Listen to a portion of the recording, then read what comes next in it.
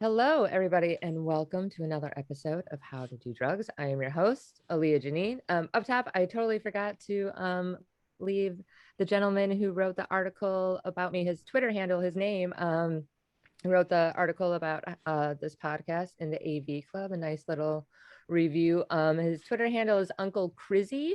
That's why we were talking about syrup, if you guys remember in that episode, and that's why I couldn't remember Uncle Crizzy. And his name is Craig Lindsay. And so thank you, Craig, for that wonderful little write-up. Today I have a very fun guest. His name is Mike Rainey. Hello, sir. How are you? Hey, Alia, thanks for having me. Yes, I'm excited. This is technically the first time we've ever like spoken to each other.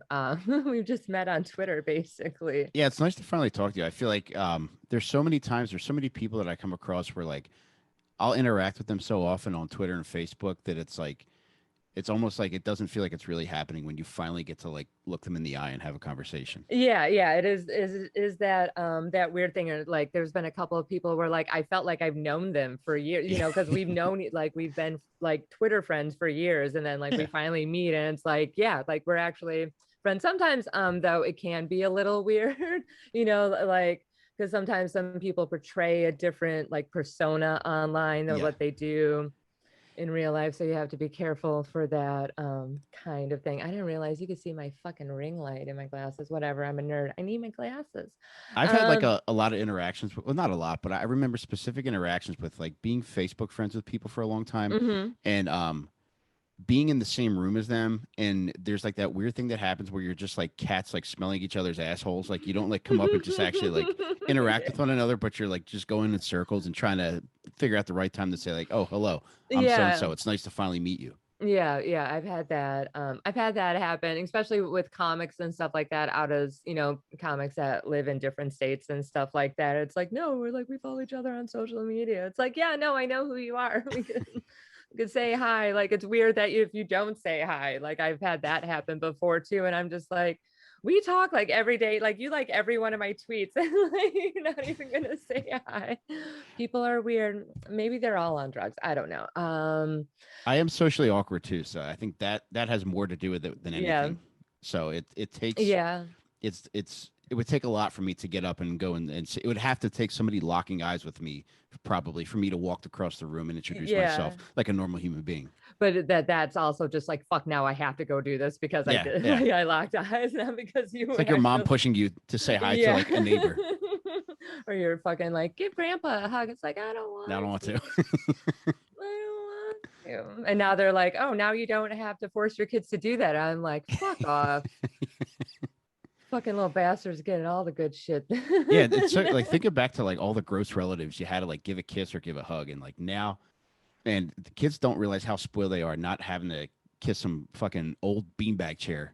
Yeah, it wasn't like my relatives, it wasn't like, it was always like my grandmother, like my great Hmm. grandmother, on my father's side before she passed away, because she was so like thin and frail and like dying, and so like I didn't want to touch her because it grossed me out. You're gonna crush her. Yeah, but I'm also like, like 6 years old or whatever, and Yeah, we have no filter with that kind of thing now. Obviously I would hug great grandma, but I would feel like I would fucking break her still. Absolutely. yeah. I had like a number of, they weren't creepy, but it was just like, I don't know, they were just super old, and like I feel like anytime like any of my grandmoms would kiss me, I'd get like makeup all over me. Like the weird, and it would be that weird like white, like, Yeah, it's like you yeah, were almost talcum powder. like you're a clown that's waking up the day after you got hammered or something. They do put a lot, and it's just like it stuck some like in the creases and stuff like that. And it's just like you said, it's seeing there. I never, one of my best friends in high school, her dad was like the creepy guy. Oh no. Um, that would always like, oh, sit on my lap, kind of. And it's just Nice. like, oh God. Yeah, Mike. His name was Mike too. So I know. That motherfucker. I do have a history with Mike's. It's literally in a book. So this podcast is about drugs. So I know that through some of your tweets, obviously not Mhm. everything on Twitter is real, but you were talking about being a recovering addict, Mhm. basically. And I was like, ooh, I want to talk about that with you because you're a dad and stuff. And I had two of my girlfriends who are moms that used to be strippers. They're like suburban house moms now, and I'm like, ooh, I need a dad now. I'm happy to do it. Yeah, whatever you want to ask, I'm happy to answer. So how long have you been married? My wife and I, we've been together for 20 years now. Oh my goodness, that's a really long time. And you said that you have three kids together. Yeah, we got cracking pretty early. Yeah, I would say within 3 years of meeting each other, we had our first kid, and Oh then we wow, okay. yeah we cranked like one out every 4 years after that. There So you go. Do you plan on any more? no, it would take I don't know. I don't know what it would. It would take an act of God to for another one to end up in there. Yeah. I talk Okay. about it like it's magic, not like you have to actually do anything to make one. But yeah, we're done, and we're looking forward to being free. Yeah, there you go. It is because like you like Yeah. we never like we were both 23 when we had kids, so it's like there wasn't like this. Well, for me, it was wild and free 20s because I went out and I did drugs and did whatever I wanted. Mm-hmm. But she didn't get to have that, so like now it's like it's kind of cool that like we'll be able to do that, in our Together. 40s now, so we'll be able to wild out on our own. Yeah. So you got married at 23. Were you using pretty heavy like what are your favorite types of drugs? No, you know what? For Or like the were, I longest, should say. yeah, for like the longest time, like I was just a drinker, Mm-hmm. and I just loved to drink, and I would just go out, and especially like when I started doing comedy in the year that our first baby was on the way. Mm-hmm. So I don't know if it was an avoidance thing or what, but I would just go out every night, and you know how easy it is to just hang out till fucking 3 o'clock, and Yeah. even later, and just just talking with people. Mm-hmm. Um, so for the longest time, I would say for like the first 3 years, that I was doing comedy, it was just drinking. And that's Mm-hmm. all I did. But then as somebody just gave me coke, like one, it was just around in like I remember it was 2006, Okay. and I did it, and it was like somebody flipped a switch in my head. Yeah. Was that the All right. first time you ever did cocaine?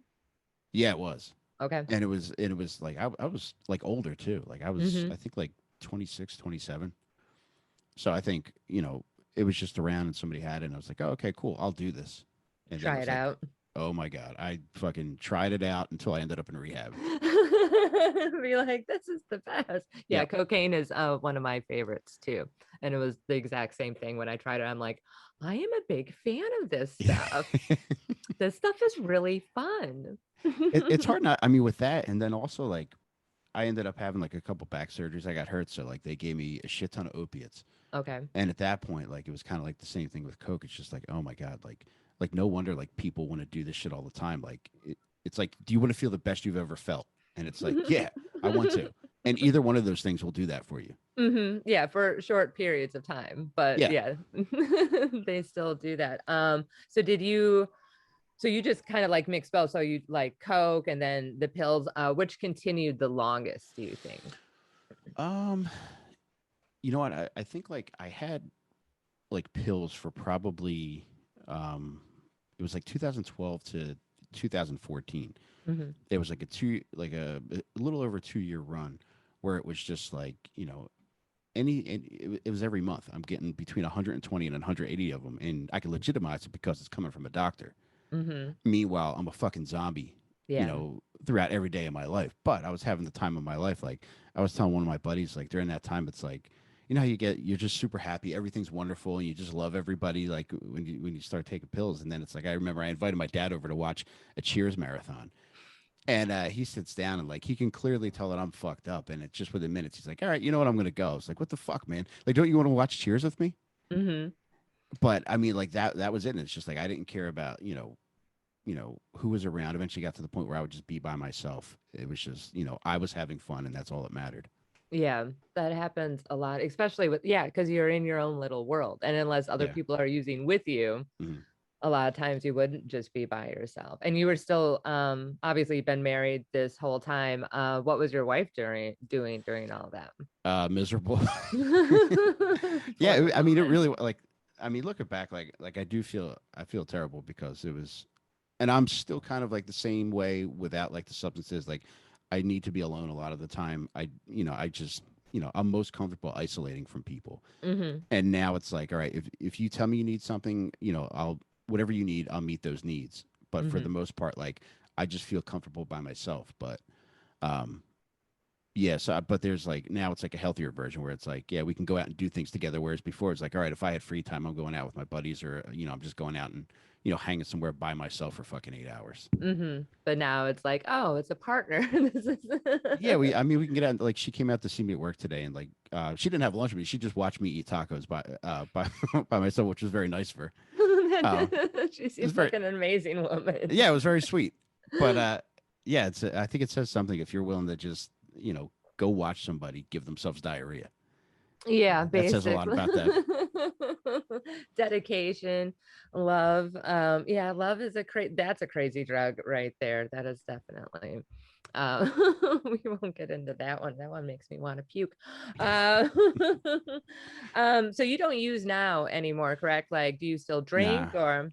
Yeah, I gave up everything in April of 2017. Yeah, what was your breaking point for that? An awful bender. Okay. Um, I had I would go in like spurt like month spurts of just not doing anything, and then like when I would fucking have a bender, boy, it would be a good one. And I went out and I had a really bad one. Hmm. And a couple of my friends and I, do you know Tommy Pope? I've met him once, I believe, at the Kumia network, like the studio, but not like hung out. I Okay. think it was like a brief kind of meeting thing. He Well, may have me, been there. me, Tommy, and Tim Butterly, and our buddy Hmm. John McKeever, we had a show that seemed like it was going to get picked up by Comedy Central called Delco Hmm. Proper, Hmm. and we were about to film the pilot, and we were supposed to do a press thing for it on this Monday morning. So Sunday night, I was out with Tommy. I was getting hammered, and he made it in to do this radio show we were supposed to do, and everybody else made it in, but I didn't make it, and I was fucked up. Like thank God I didn't go in because this thing would. I mean, everything you do lives forever now.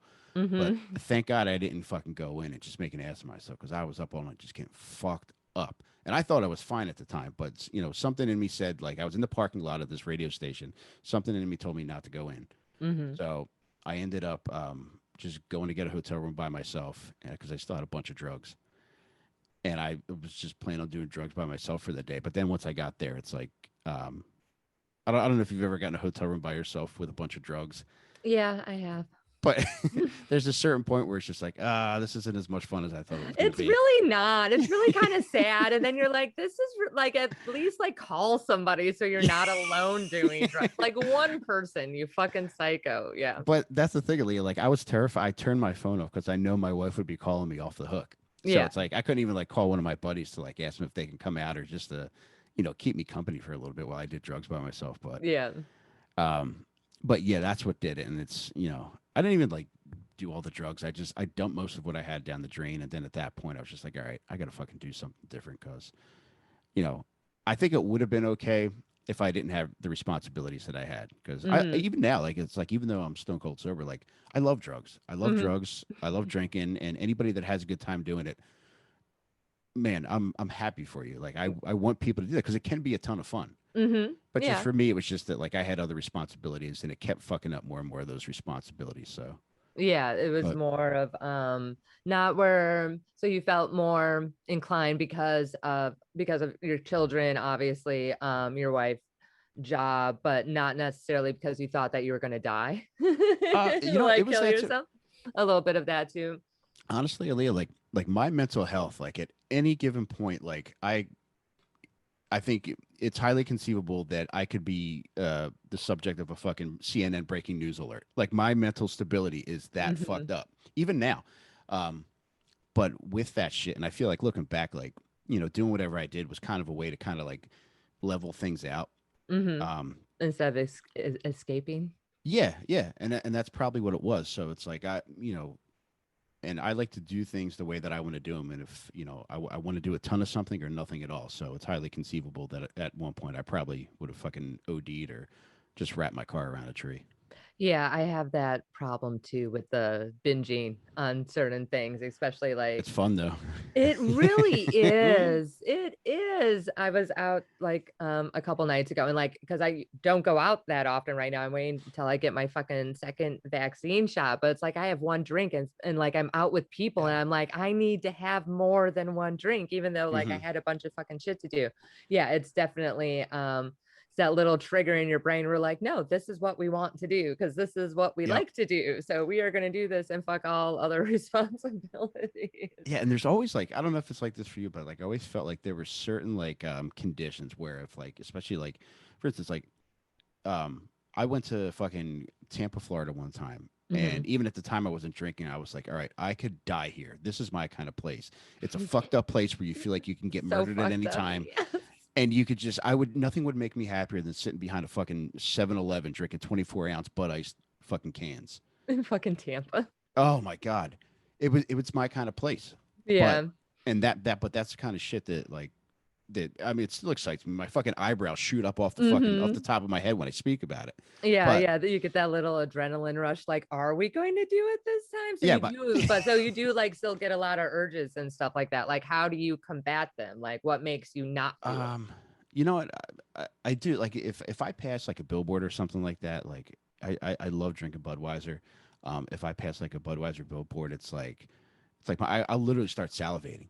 Like Hmm. cuz like Yeah, I do like miss the it that much. Right. Plavonian. But it's just fortunately like I feel like I'm far enough removed and I've replaced it with enough like healthy things as to where I feel like there's an adult inside my brain now that Okay. wasn't there before, where Hmm. it was just like the perpetual fucking 21-year-old that just wants to Yeah. go out and fucking raise hell. Rage.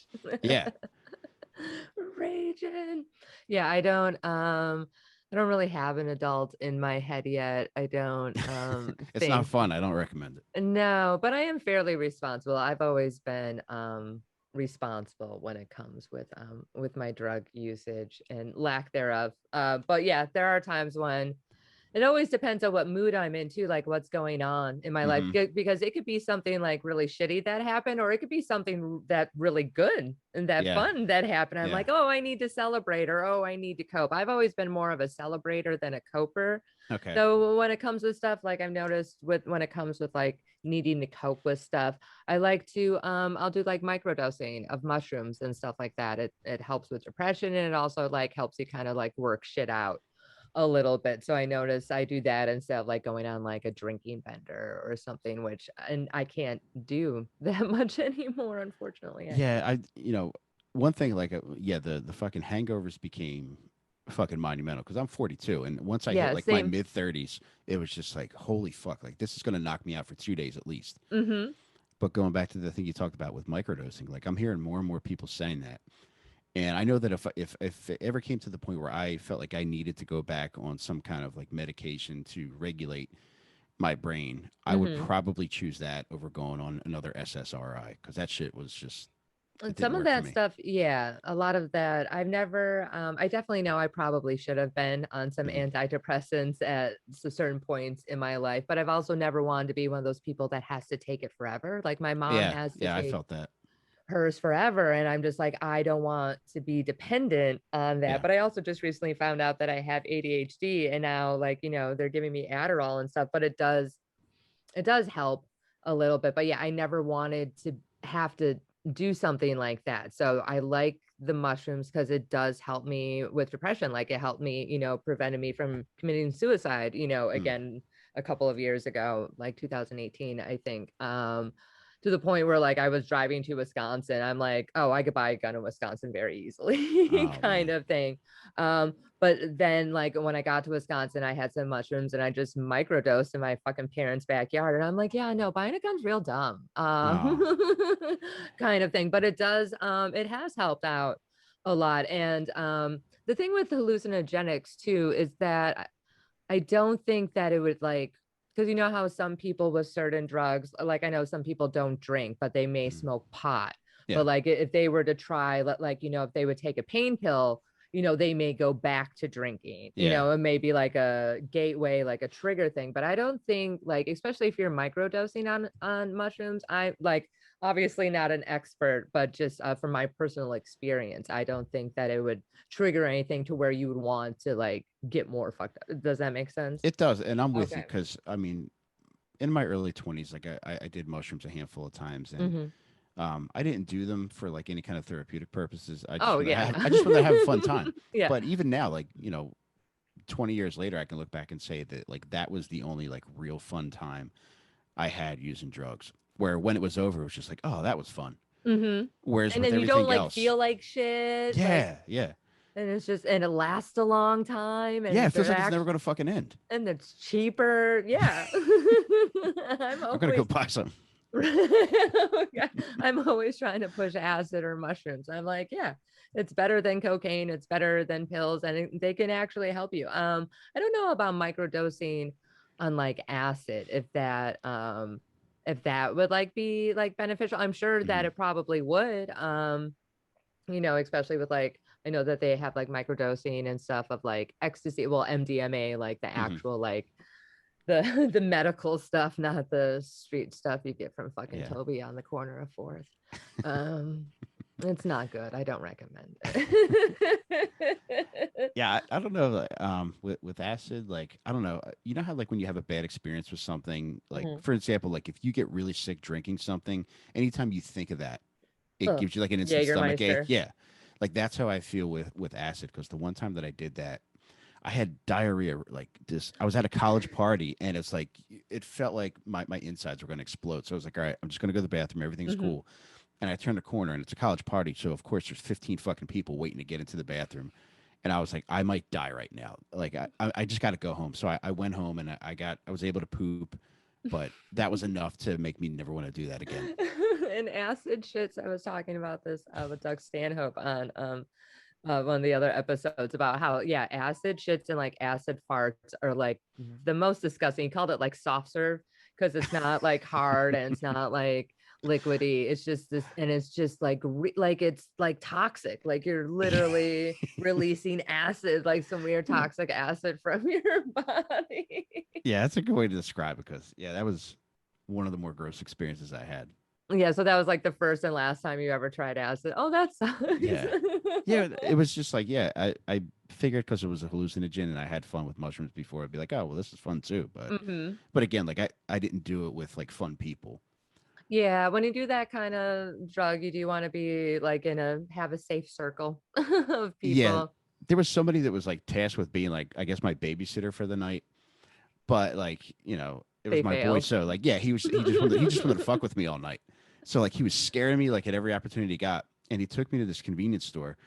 He scared the shit out of me in the convenience store. And then when we went outside to his car, while I was waiting for him to unlock the door, I Mhm. turned behind me and there was a police car with a police dog, and the dog was staring at me. And I was just like, I'm never fucking doing this shit again. This is like every sign that could possibly be given to somebody to not do this again. To not do that specific drug. That actually happened to one of my buddies this past summer. Like when we had all of the like lockdowns and stuff like Hmm. that during the riots here in the city. And I'm like, I had some really good acid. I'm like, we're gonna take one hit of this, and then once this starts kicking in, we're going to take another hit. He's like, okay. Hmm. And so we did that, and then like we went downstairs, and I noticed that he was acting, he's like, I'm kind of hot. I'm like, okay, let's go downstairs, smoke a Hmm. cigarette. I live in a high-rise building. Go downstairs, and we're smoking a cigarette, and he's fine, and he's like, I think I'm gonna stay out here. And I'm like, I don't think that's a good idea, because like Yeah. now we're like, they're both starting to kick in, and I've done this a lot. So like acid is like my drug. Like Hmm. I'm very, very good on this drug. I could be very functional on this drug. Um, and he's like, no, you're right. We should go upstairs. And two police officers Oh walked no. by, and he's a black man. And Oh all of a sudden, fuck. he just started sweating profusely, rightfully so. And so I'm like, why don't we go upstairs? And like, then we get in the elevator, and there's someone else in the elevator, Oh my god. and which was hilarious. And he's like, and because mind you, I am also on just as much acid as he is, and I'm trying not to laugh, but like he is sweating like cartoon style. It is just dripping sweat, and I'm trying not to laugh, and I know the dude because my fucking neighbor talking to his fucking Pomeranian, like, hi buddy.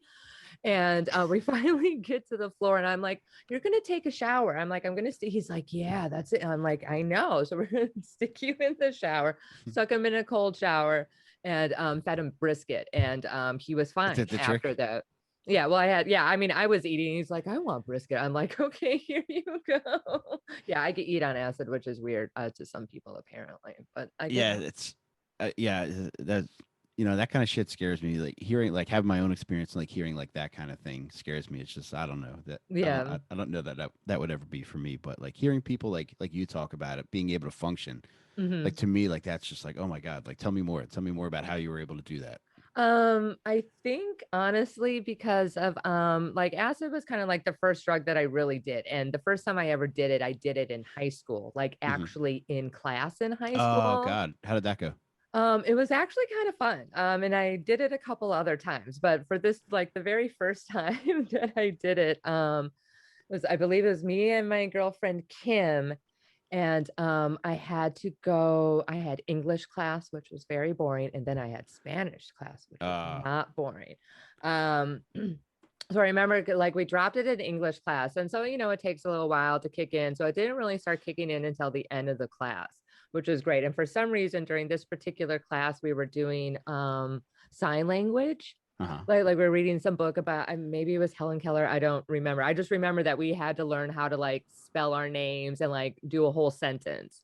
And Uh-huh. so my acid just started kicking in as I had to like go up. I was like, because he was just picking names out of a bucket, I'm like, I better not be fucking last. And of course I was. So that was kind of fun, like doing like sign language when I'm like, my fingers are fun. I was like, what is it? But I did it because like, I don't know, just memory or like out of fear or something. But yeah, did it. It was fine. And then Spanish class, I had a very big high school, East and West, West Bend West, West Bend East, and they're two high schools, but they're connected together. So I had to go all the way over to the East High School, and Mhm. this classroom was super fun because she had pinatas and it was very Oh, colorful. that's There was cool. lots of reds and oranges and stuff. And at that time, like, because you kind of get like the giggles, you know what Mhm. I mean, like the gigglies, and I'm just in class, just looking around, laughing. I'm like, see, and she's like talking to him, I'm like, see, like I still can't. I took fucking 4 years of Spanish. I understand it. I can't speak it.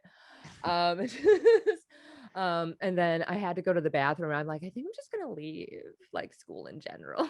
And so, but left.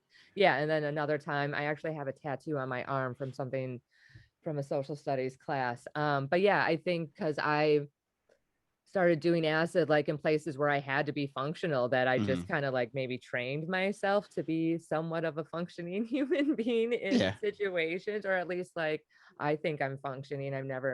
Well, I did get caught once by my mom. Did you get in That trouble or was she cool with No, it? no, no, no. She was just mad that I drove. Mhm. That was about it, which is rightfully so. No, she didn't necessarily care that we were on acid. She was just mad that we went sledding beforehand because she worked third shift. She wasn't supposed to fucking be home. And then she came home because it Ah. was a big snowstorm. And I just sat down and she's just like, why are your pupils so dilated? And then just the laughs, just tears. And I'm like, we took some acid and went sledding, mom. And she's like, you weren't driving. And my boyfriend at the time was like, she went 5 miles an hour. It was fine. I was like, probably not helpful with that at all. But yeah, I think that's how I was able to function. I'm pretty good. Even when I'm drunk, people can't really tell that I'm like super hammered, which is a skill, but not a good thing necessarily. I don't know. That's something that I wish I had like when I was doing everything I was doing because like I would just go downhill quickly with virtually everything I did. I would just get super annoying, just Mhm. want to talk to people constantly and just making plans with people, texting people. Like I remember like texting a friend like I was The watching the like the coke the coke plans, all the coke plans. Leah, it wasn't even. It was just like just these It was mostly like travel related. Like Okay. it was like nice stuff. It was like I remember like I was watching like a hockey game. Like my hockey team's the Flyers, and my buddy texted me something about it. I was like, "Yo, Jim, let's make plans to go to Winnipeg to watch the Flyers play the Jets." And this was like fucking January. Like who the fuck goes to Winnipeg in January? But in my mind, that made a lot of sense because I was just having fun. Yeah. And Taki, did you ever go on any of those Nope. trips that not a single one? I've definitely like on some coke benders, I wrote down all the plans. I'm like, no, we're gonna do this. This is something that we're gonna do. We never. Yeah, I feel like that was like more times than not. Like if I had like a bender, it was with people who were like okay to be around with, that you could Mm-hmm. have like make those kind of like fun plans with. But I remember one time like I made plans with a drug dealer to take him to a Phillies game, and at the time like the Phillies are really good, so like tickets were Mm-hmm. kind of hard to come by, and like somebody had given me tickets, and then the next day it's like when you come to like after your bender's over, you're just going through like the card catalog of all the fucked up shit you did, Yeah, and and I'm just sad. You're thinking like, oh. like oh fuck, do I have to take this guy to the Phillies game? Does he remember? I don't No, think he no, he had remembers. no recollection. Oh, which is always great. I always love that. Like like just out of fear, like waiting for a text message, be like, I'm not going to do that. Like I'm not jumping out of a fucking airplane today. Like it's not happening. One of Oh, my to that point, Aaliyah, you know Ryan Shaner, right? yeah, he was on the show. Yeah, he's the man. But the last weekend where I had my bender, Mm-hmm. he had I'd given him a ride. My wife had given him a ride home, Mm-hmm. and we stayed at Helium Comedy Club like late as shit, and they stopped serving beer. So I was like, oh man, I really wish I had more booze. So I was like, do you have any booze at your house? He's like, yeah, I got like a third of a bottle of vodka. I was like, can you pour it for me or at least give me some of it? Sure.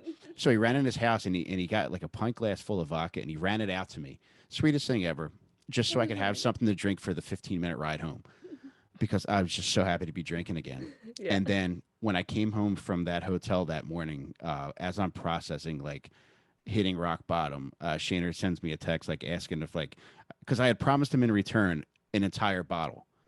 He's like, "Yo, is there any chance we can meet up today so you can give so you can give me that bottle of vodka?" And I was just That like, "Oh sounds my like god, Shaner. yeah." And I just recently, like 2 months ago, I Venmoed him. He's like, "What the fuck is this for?" I was like, "Dude, do you remember 4 years ago where it was like, I'll gladly pay you Tuesday for a hamburger today, deal you for a glass of vodka for a fucking an entire bottle 2 days later?" He's like, "I have no recollection of that." So I was like, "All right, well, I'm glad I Well, gave you there, $20 then." right there you go. There's your bottle of vodka. That's hilarious. Isn't that part of like the recovery process where you make amends, right? Yeah, yeah, yeah. I left him out in the initial round, but then I was just like, "Oh fuck, man! Like I totally forgot to give him that bottle again." That's hilarious. Did you actually, well, you've been to rehab. So how was that? Like how many times have you It been was to fine. rehab? I only went once. Only went one. That's all you need. Yeah, yeah. Don't want me to brag, but How long were you there for? Like, it let's was talk about fine. Like I wasn't insured, but I got lucky. Like this was in 2006, and it was I live right by the Philly airport, so like this area is just getting has been getting crushed by the opioid epidemic for years now. it. Hmm. But I feel like this was right before like things started to get really bad. So I got lucky and like I got in without insurance. The county paid for me to stay for 17 days. So I got in and it was just what I needed at that time. Hmm. And I thought it was great. People were super helpful. It Was kind it of like like one of those like religious ones? Because you know how some of them could be like. no, thank God. Yeah, because I'm sure they would have fucking taken me with open arms. But this was like a decent one, like around me. And I just got lucky. And it was, they just happened to have like a bed available, and the county had like a certain amount of funding that they could give you if you Hmm. were uninsured. And I lucked out. They gave it to me, and honestly, like even though like I went out and still got fucked up, after that, like that was like a good experience to have. Like, all right, look, like Okay. clearly you're not crushing it in life if you're ending up in this fucking place. Yeah. And it was cool that like there was like a lot of funny shit that happened. Like, and it was just like there's a lot Oh, of I'm. it's fucking weird, and it's because like people are there for different reasons. Like some Hmm. people are there because like they're genuinely at rock bottom. Other people are there because it's like it looks better for them if they're facing like a court case or something like that. Hmm. Other people are there because they're pressured to go there. So it's like you have all these people there for all these different reasons.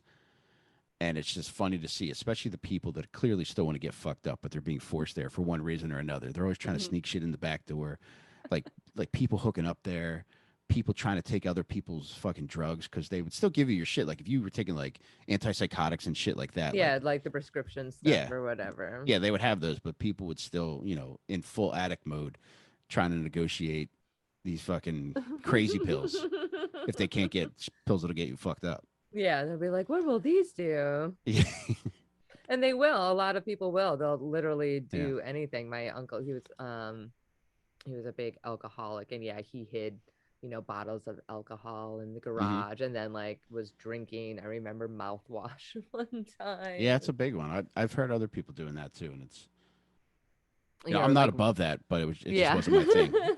I'm like, I don't like I definitely have thought about that. Like especially with drinking. Like, I don't think I would do that with drinking, but there have definitely been times where I felt like I was Macaulay Culkin in that fucking party monster movie, like looking on the rug. I'm like, I knew I Yeah. had another bag of cocaine Yeah. around here somewhere, Uh, uh, kind of feeling. to that point, Aaliyah, like one of the like it still even excites me to this day that I found this, but I was doing coke in a friend's kitchen one time, Mhm. and I don't know what forced me to do this, but I lifted up his cookie jar, and as I tilted it back, he had another bag of coke under there, and we were like running low, and it was just like, why would I think to do that, and how would this thing be there? Right. And it Be was like, just well, if I like were a bag of coke, this is where I would hide. yeah, I guess my spidey senses were tingling, but Right. god damn, that was Yeah, that is actually, I've had that happen and be like, no, there's more cocaine. Yeah, and then sometimes I've done that with weed before. Like, so I smoke a bunch of weed, I mhm. have for years, and then like cleaning out my car and just finding whole ounces and be like, oh, that's where that Yeah. went. And be like, I forgot I had that in Yeah, here. it's like an adult Easter egg hunt. It kind of is like finding money in winter jackets after the season or whatever. I love that. That's the best. That's my absolute favorite. Um, so you said that after rehab, you went back to using. How long was it after rehab? Did you start? Was it like right away, or did it take a while? It was a couple months. It was probably 3 months. It was, yeah, I went in July, and what threw me off the wagon was the Phillies were about to win their division for the first time in fucking since 1993, and this was like 2006, I think it was. Yeah, I'm pretty sure it was 2006. So it was like, okay, well, they're going to win their division. So I was negotiating with my wife. I was like, look, I'm not going to drink beer. I'm not going to drink liquor, but I want to drink champagne because the I Phillies want are to my drink. team. Yeah. And like, I even like have a picture. Like, my daughter was 3, and like, I have a picture of her dumping champagne on my head. And it was just like, all right, this is it. I'm just drinking champagne because the Phillies won. But sure enough, like, as time progressed, it was just, I was back to doing everything that I wanted to do. Yeah, within it. Yeah, it doesn't. It really does only take that one fucking time, Hmm. and to have that taste again, kind Oh, God. Yeah. And for me, of. like, it was always like, this the second I had a drop of alcohol, it was just like a sign would go off in my head, like you should probably get some coke. Right. Like Oh, it pairs well. automatically. It's Yeah. like it's like a waiter at a steakhouse, like telling you what pairs well with your steak. It's just like this cocaine definitely pairs well with your Budweiser. Yes. I I don't like the fact that Budweiser is your beer of choice, Oh only my god, because I loved it. I'm from Wisconsin, so that's like Miller. kind of like Miller. Yeah. Yeah, that's kind of All like right. I'm our. sorry. No, it's fine. We can dub Like, over this. yeah, no, you could drink your rice beer. That's fine. It's fine. Fucking Bud Light actually gives me this shit. It's like I can't drink Bud Light. Like that's Uh like I Budweiser. Like my one of my dad's girlfriends. I guess he married her. Pat. No, she's great. They did get married. I don't know if they're still married. But yeah, she always drank Bud Light, and so when I was younger in Wisconsin, we drink. She would let me drink Bud Light. I was like, oh, yeah, Bud Light. Like if I would rather drink pureed dog shit than drink Bud Light, but I loved Budweiser. yeah, that's good. You love Yeah. what you love, can't Yeah. change that. um, so now you have 3 kids, and you said that they're a little bit older. So what do you mean? Are they like preteens or teenagers? 17, 14, and 10. So Oh, so they're you have a whole spectrum of fun ages yeah. right So there, it's like they're coming of 2 ages. yeah. So like now it's cool because like they're self sufficient and they're people. Yeah, Because when they're kids, it's little just like all people. right, well, you're Yeah. just somebody who wants things from me all the time. But now it's just like they all got their own lives and they're all great kids and Hmm. hopefully weren't too tainted by my behavior because I was just fucking doing what I wanted for so long and hopefully Yeah. like I mixed enough good stuff in there to kind of level that off Like and counteract. Do you think yeah. because I know when I was younger, like my dad and like specifically my stepmother, they used all the time. They were big Hmm. drinkers and stuff like that. And for a very long time, I was very anti-smoking cigarettes, Hmm. anti-drugs, anti-drinking, like all of that. Until I did it, I was like, this is the best Yeah, it's the thing best. ever. So your kids know that you had like a drug and drinking problem? Yeah. How did you still talk to them about them like trying and using drugs, because they're still kids, like Mhm. teenagers, especially the 17-year-old, like peer pressure and stuff like that? Yeah, yeah. I want them to be caught. Well, specifically, my two oldest girls, my two oldest are girls. Hmm. So I'm more than sorry about anything that. else, yeah.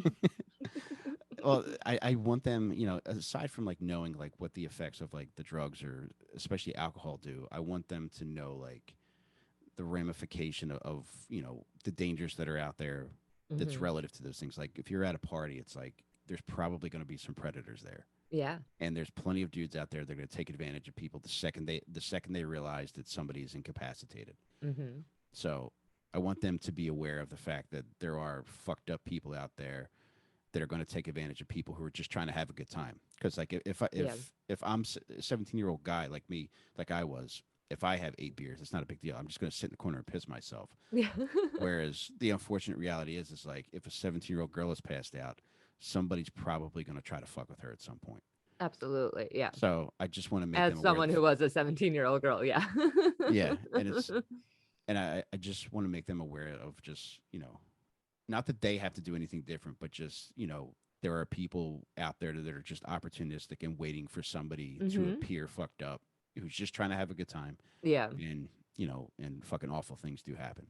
No, they really do. Yeah, my dad was always he's like, dudes are gonna want to fuck you. You're not gonna want to fuck them. This is how you kill them. Like that Mm. was our sex talk. My dad's a little crazy.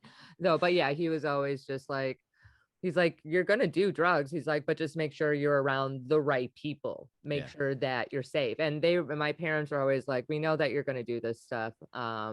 But just call us if you need help. Like, don't ever hesitate to call. So I've said it on the show before, Hmm. but we would have like certain houses where we could drink at, Hmm. because they didn't want us drinking and driving and stuff like that.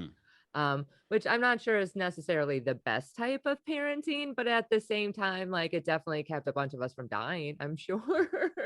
Yeah, you know what, and I think that's a huge thing, and it's something that wasn't hammered home a lot for me in regards to drinking and driving, where it was my friends Hmm. and I, we just did it all the time. Yeah, I learned how to drive fucked up. Yeah, we thought it was, and honestly, it kind of was fun when you're driving fucked up, and it was fun Yes. because nothing bad happened to us. But Hmm. as you get older, you start to see, people not being as fortunate, and then you start to realize then, Yeah. Well, that's you know, like your brain start like being more developed yeah, because when you're yeah, younger, you're more about like reward than yep, consequences of said reward. Oh yeah, I used to do fucking insane shit driving. I mean, I am a very skilled driver. I've been driving since I was 10, but at the same time, yeah. Now I've said before, I definitely couldn't drive drunk. I still like I'll definitely like take some acid or mushrooms, and like if I'm out in like the country or whatever, I'll hmm. drive around. Absolutely. Where you're from back home, is it all country? Wisconsin, basically, just cows Yeah, everywhere. yeah.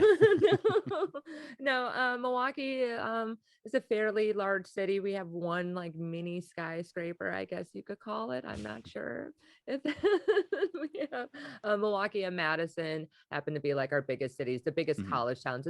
There's a lot of schools in Wisconsin, like Marquette and Lacrosse, and yeah, so I I've never grew up been there. mostly in Milwaukee and kind of on the outskirts, some suburbs, West Bend, Port Washington. Okay, Lived in Texas for a while back. Yeah, all over. damn. Yeah, And the you close. just stayed in Philly Yeah, and it's just, I mean, area. it's technically considered suburbs, but it's growing up, it was more like an urban environment because it was right next to Philly. Hmm. You could walk there from where I lived, and now it's the suburbs, but it's the same deal where like you could be in the city within like 15 minutes. Yeah, I've always kind of liked living like on the outskirts Hmm. of like Milwaukee, but here, like, because I tried living in Brooklyn, and I was just like, I loved because I had a house with a backyard, which is Yeah. like what I like, and now I'm fucking in Manhattan, but I never traveled outside of Manhattan when I lived in Brooklyn. What's your favorite place to travel to? Oh, I really liked I like how you're taking over my podcast. I love Zihuatanejo was really beautiful. I got to spend some time in the Swiss Alps. Mexico. Yeah, Mexico, Okay. Zihuatanejo. They talk about in Shawshank Yeah, yeah, Redemption. yeah. I I think love that's why I it. Yeah. remember it. Mm-hmm. Oh yeah, that was really great. Was it the Swiss or the French Alps, I guess? I got to spend a weekend there. That was really great. Madrid was fun.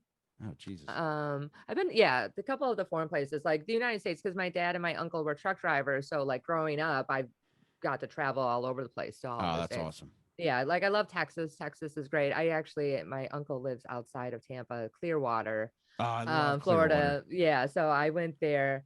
I was not, it took me 30 years to leave Wisconsin, only 8 months to leave Florida. It was, Too it was murdery for you? well, it was more like, as one of my uncle's girlfriends said, that people go to Florida to either hide or die, hide from Yeah. something or die. And I'm Yep. like, oh, I'm not ready to do either yet. Yeah. So I'm gonna go move to LA and suck cock on film for a while. And that's what I did. You're welcome, everybody. All right. Take back over my show. Well, thank you for coming on. What your Dad Meat podcast. I love dads. What else do you guys want to promote? Well, you.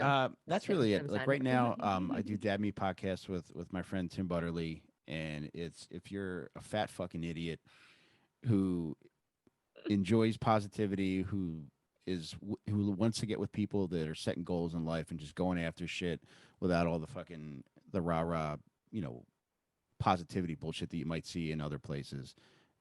Come get with our group. We got a great group of people that interact with us that are setting the same kind of goals, that are going after shit and not just taking life as it comes.